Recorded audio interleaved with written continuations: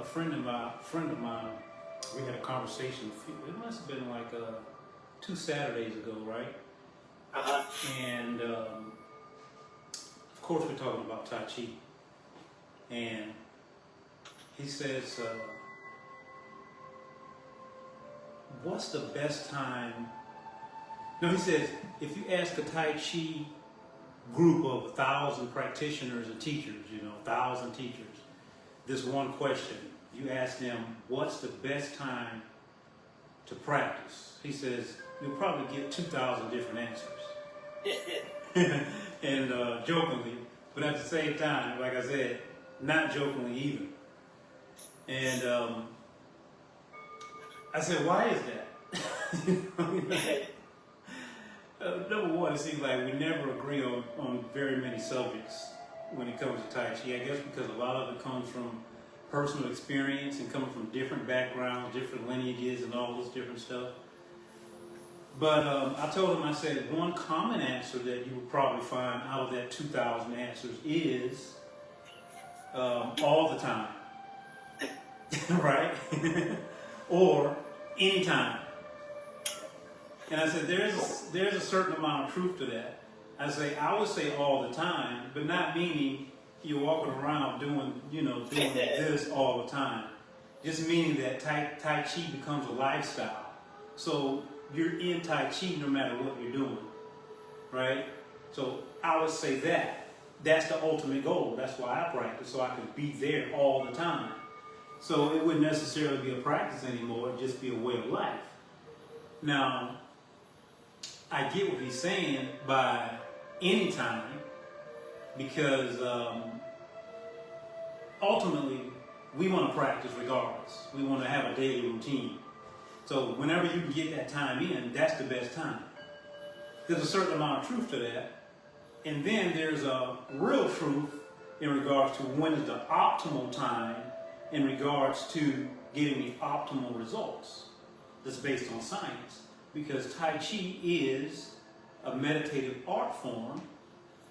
That first hour upon awakening, our brain or our mind, our consciousness is coming out of that theta delta state, right? That deep sleep state. And we don't have 9 million responsibilities and ideas and worries and issues going through our mind. So if we can not have the alarm clock sitting right there so conveniently, get out of the bed, go turn off the alarm clock, and begin our practice within that first hour, I would have to say that's the best time, ultimately. I don't know how you guys feel about that, but, a lot of people say, I'm not a morning person. Because you don't have the discipline to be one. Right? Nature rises with the sun, and we are nature. You know what I'm saying? So I just thought that was a kind of interesting take on things. What did you say about that, Dan? Well, I agree with you there. My first Tai Chi teacher, the only thing he said is what is not ideal is before going to bed. Not ideal? Yeah, for the physical activity of Tai Chi. Okay. He says it'll just keep you awake. It's kind of boost you up. Yeah. But I think, like we get up with the Grand Rising and the meditation. So what do you think is more important, the meditation coming first at that point or a physical activity coming first? I've always been doing my meditation first from the very onset of my practice. I would always meditate before I did any movement. I would do stillness of some type, whether it's sitting or standing. It would be either or laying down. It would be one of those three. But I wouldn't get up and do any type of Tai Chi forms or any, movement personally. Now, you just mentioned another thing, the unideal time to practice. I would say also another unideal time to practice is whenever or if you ever happen to be in certain environments, like an environment that's not conducive to practice. And what do I mean by that? Well, if you're in an area where the air quality is like super, super bad, I know the air quality is not the best, right?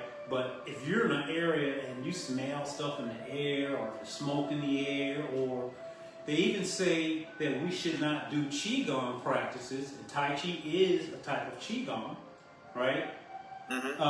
when it's like cold and wet. They say because that cold wetness, they call it dampness, will penetrate our body because we're doing such deep type of work. You know, it'll go into our system, our organ system. That's what Chinese medicine says. So That makes sense. yeah, and I've been guilty of that, and I've gotten sick. So I think they're right on point with that. You don't want to be opening up your cells and all your skin and everything, opening up and absorbing all of that dampness into your body. So Some of the martial arts classes I've been in, you do some stretching ahead of time, then you get your hard workout, but the meditation was always at the end of the class too. So at the end. So some people use it as a, instead of being like a preparatory exercise, they use it as like a calm down or to bring them down. like Right. a drain off, like your drain off. Yeah. Now with us, and what I find to be very beneficial from my practice is starting in Wuji, which will be meditation, and also ending in meditation. So every night before I hit the sack, I do my sitting. Every night. So not only do I do my session with you at the Grand Risings, I do another one in the evening before I go to bed. And that's been working really nice for me. So, but I have the time to do that. Some people say they don't. I don't know if it's not having the time and not having the discipline. But anyway, I just thought we'd discuss that. You got anything?